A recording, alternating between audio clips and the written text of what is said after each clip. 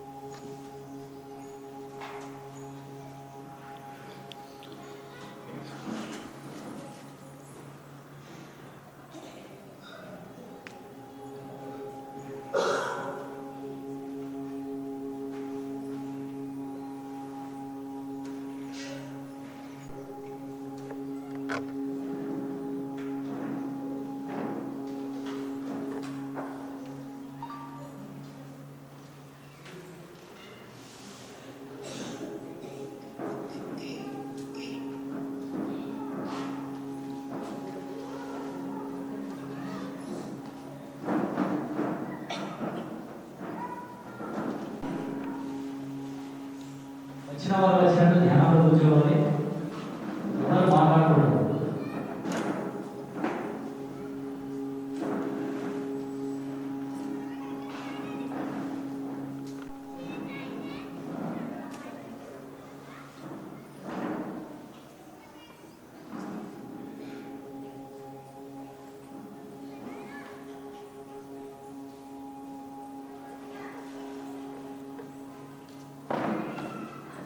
వేడిలో నిశ్శబ్దం, ప్రశాంతత, నిశ్శబ్దంగా ఉన్నాయి.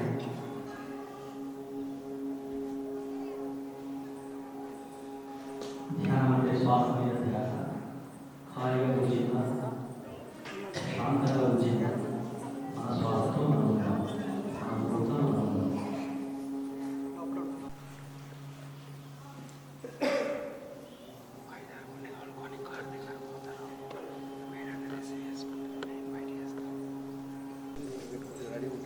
ఎవరు చేతులు ఇవ్వద్దు, కళ్ళు ఇవ్వద్దు, హాయిగా కూర్చోవాలి. ఇంకొక నిమిషం మాత్రమే.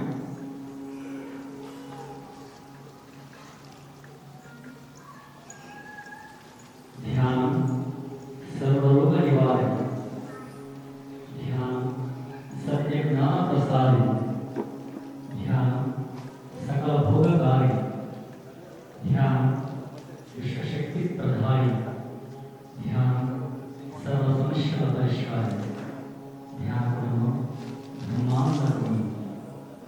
తప్పక చేయాలి ధ్యానం, ఇదిగా పొందాలి ధ్యానం. అజ్ఞానాన్ని జయించండి, ఆత్మజ్ఞానం వైపు ప్రయాణించండి. ఎవరు చేతులు ఇవ్వద్దు, కళ్ళు ఇవ్వద్దు, హాయిగా కూర్చోవాలి.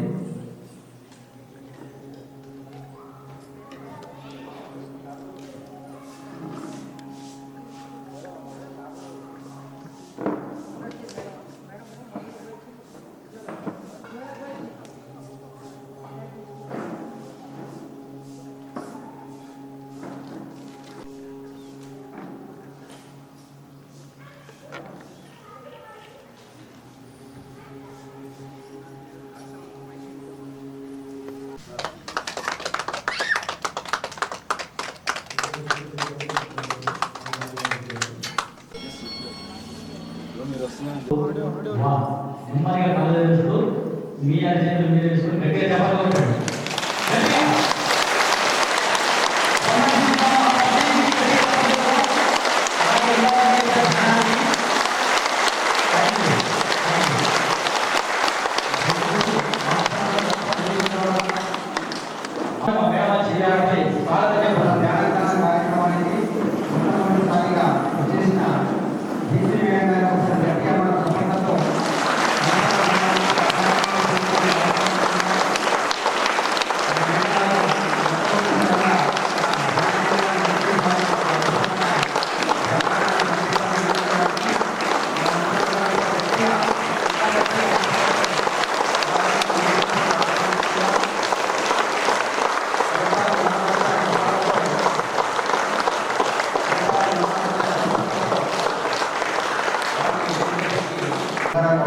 నిర్వహించుకుంటున్నాం.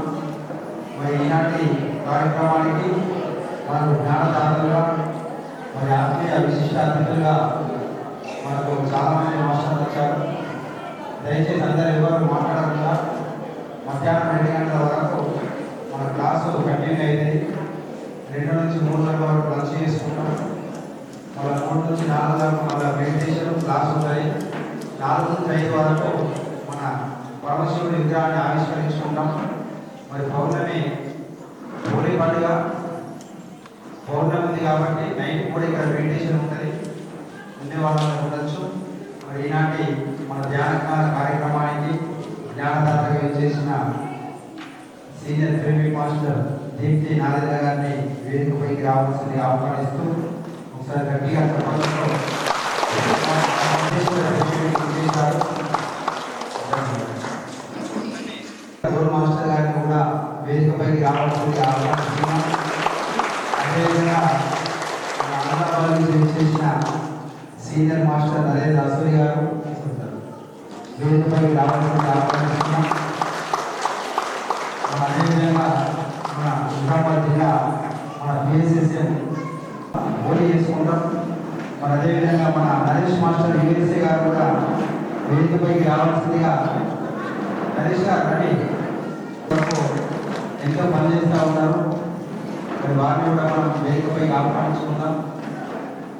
మరి వెంపల్లి రమాదేవి మేడం గారు వచ్చారు. వారిని కూడా వేదికపైకి రావాల్సిందిగా ఆహ్వానిస్తున్నాం.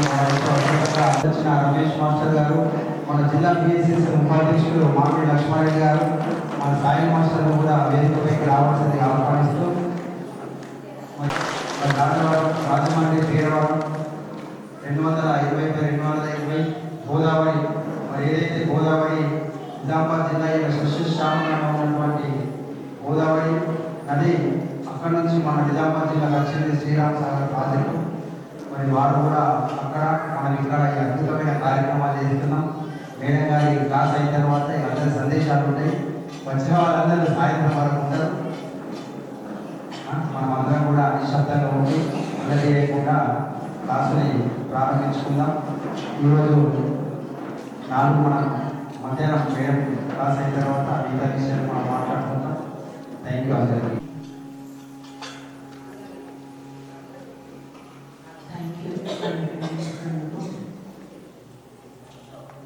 చాలా బాగుంది నిజామాబాద్. నేను ఫస్ట్ టైం వచ్చాను ఇక్కడికి.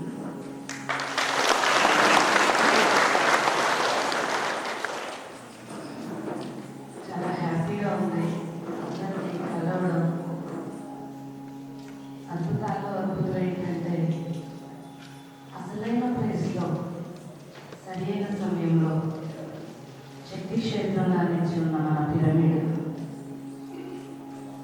మన పిరమిడ్కి గట్టిగా చప్పట్లు పెట్టుకుంటాం.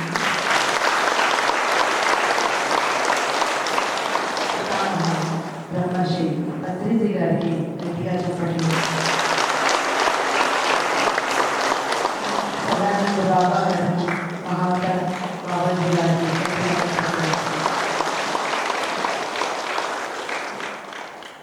నా పేరు దీప్తి నాదేళ్ల. ఖమ్మం జిల్లా వైరా మండలం పాగడంలో పుట్టి పెరిగాను. 1999 25 సంవత్సరాల క్రితం ఢిల్లీ వెళ్ళాను. అక్కడే ఉంటున్నాను. 2015లో ధ్యాన పరిచయం జరిగింది. 2015 ఏ రోజైతే ఫస్ట్ కూర్చున్నాను ఆ రోజు అక్కడి నుంచి అసలైన క్వశ్చన్ స్టార్ట్ అయింది. చిన్నప్పటి నుంచి దేవుడి మీద ఎలాంటి అభిప్రాయం లేదు. కమ్యూనిస్ట్ పార్టీ లీడర్ మా నాన్నగారు, ఆయన చేతుల్లో పెరిగాను కాబట్టి దేవుడు అంటే అటు భయం లేదు, ఇటు భక్తి లేదు. న్యూట్రల్గా పెంచారు. ఆడ మగ తారతమ్యం లేకుండా పెంచారు. ప్రతి మనిషిని ఈక్వల్గా చూడమని పెంచారు. సో వాళ్ళ పెంపకం నాకు ఒక వరమై కూర్చుంది. పుట్టుకతోనే తీసుకొని వచ్చిన సైకిక్ ఎబిలిటీస్ ని వాళ్ళు కాపాడడం వల్ల అవి నాకు తర్వాత చాలా హెల్ప్ అయ్యాయి. అవన్నీ ఉన్నాయని కూడా ధ్యానంలోకి వచ్చే వరకు తెలియదు. ఏదో అనుకునేవన్నీ అయిపోతున్నాయి అనుకుంటున్నామే తప్ప 2015లో ధ్యానంలో వచ్చాక దివ్య చైతన్యాలు కమ్యూనికేట్ చేయడం మొదలుపెట్టినప్పుడు అందరూ గుళ్ళల్లో పూజలు పురస్కారాల రూపంలో వాళ్ళని పూజిస్తుంటే వాళ్ళందరినీ వదిలిపెట్టి నాతో ఎదురు మాట్లాడుతున్నారు అనుకునేదాన్ని. నేను ఎప్పుడు వాళ్ళకి వెళ్ళి తిరిగి చూడడం కానీ, ఒక దీపం కానీ, ఒక అగరబత్తి కూడా వెలిగించలేదు. వాళ్ళు నాతో ఎందుకు మాట్లాడతారు, ఇది నా భ్రమ ఒక పీక్ లెవెల్లోకి వెళ్ళిందిలే అనుకునేదాన్ని. కానీ నెమ్మదిగా ఆ చైతన్యాలు చెప్పినవి జరుగుతున్న చూసి ఏదో జరుగుతుంది, మనకి అర్థం కానిది ఏదో జరుగుతుంది అని క్వశ్చన్ మార్క్ స్టార్ట్ అయింది.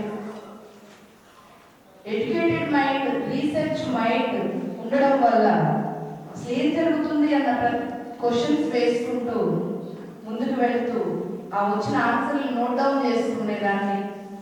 అప్పుడు ఎనర్జీ గేమ్ ఏంటి, చాలా విషయాలు అర్థం అవ్వడం. అయితే ఫ్రీక్వెన్సీ సెట్ చేసుకుంటే ఎవరితోనైనా మాట్లాడవచ్చు కదా. అలాంటప్పుడు వ్యాస మహాముని గారు, వశిష్ఠ మహాముని గారితో ఎందుకు మాట్లాడకూడదు? ఈ చైతన్యంలో వాళ్ళు ఎక్కడో ఉన్నారు, వాళ్ళ దగ్గర ఆత్మజ్ఞానం బ్రహ్మజ్ఞానం ఉంది కదా. మరి వాళ్ళ ఫ్రీక్వెన్సీని సెట్ చేసుకుంటే నా కాల్ వాళ్ళకి కలుస్తుంది కదా. అలా కలిసినప్పుడు వాళ్ళ దగ్గర ఉన్న ధ్యానాన్ని నేను తీసుకోవచ్చు కదా. అక్కడి నుంచి వాళ్ళతో కమ్యూనికేట్ చేయడం. ఈ దేవుడు మానవ సమాజంలో ధ్యానంలోకి వచ్చిన తర్వాత పూజలు వద్దు అని అంటున్నాం. మరి పూజలు అవసరం లేనిది, ఈ గుళ్ళు అవసరం లేనిది, మరి భూమి మీదకి ఇవన్నీ ఎందుకు వచ్చాయి? అవునా, వచ్చున్నాయి కదా. ఊరికి 10 గుళ్ళు, మరి అవసరం లేనిది ఎందుకు వచ్చాయి? అసలు ఏం జరిగింది భూమి మీద, ఏం జరుగుతుంది? ఈ ప్రశ్నల పరంపరలో ముందుకు వెళుతూ ఎన్నో ప్రశ్నలకి సమాధానాలు తెలుసుకోవడం జరిగింది. మాస్టర్స్, మనం ఒకసారి గట్టిగా చప్పట్లు కొడుతున్నాం.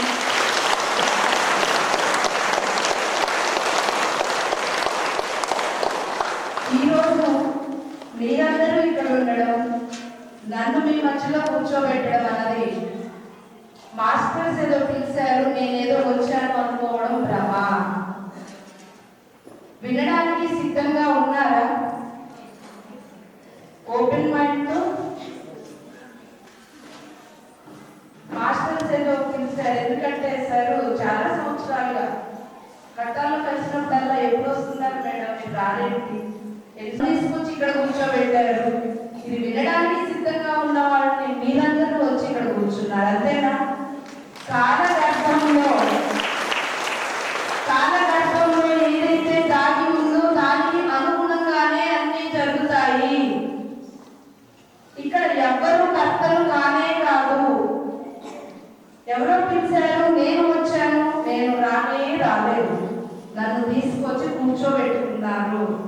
ఎందుకు అంటే మీరేదో తీసుకోవడానికి రెడీగా ఉన్నారు, అది మీకు అందించాలి. అందించడానికి ఎవరినో మాధ్యమం చేసుకోవాలి కాబట్టి ఆ మాధ్యమం నన్ను చేసి నన్ను ఇక్కడ కూర్చోబెట్టారు. ఆ సమయం కోసం ఎవరు చూశారు?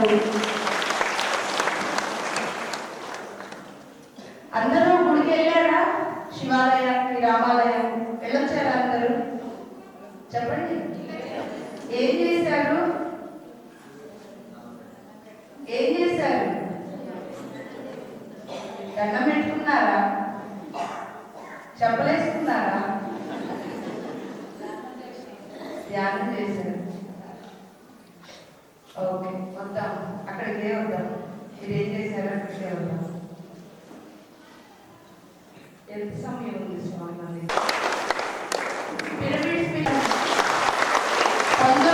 కాదు, మన చరిత్ర మనకి తెలియాలి. శరీరాల్లో మనం వచ్చి కూర్చున్నాం. అలానే 5వ తలపు భూదేవి వచ్చి కూర్చోవడానికి ఒక శరీరం కావాలి కాబట్టి ఆమె గారితో పాటు ఈ ప్రయోగాన్ని ముందుకు తీసుకెళ్లడం కోసం వేరు వేరు తలాల నుంచి, ఉన్నత తలాల నుంచి చైతన్య శక్తుల్ని పిలవడం జరిగింది. వాళ్ళు ఉండడానికి అనుగుణంగా శరీరాలు తయారు చేసి వాళ్ళకి ఇవ్వడం జరిగింది. అది ఒక మానవ శరీరాలు కూర్చొనైతే మాట్లాడడం, మధ్య మధ్యలో మీరు రెస్పాండ్ అవ్వాలి. అర్థమవుతుందా?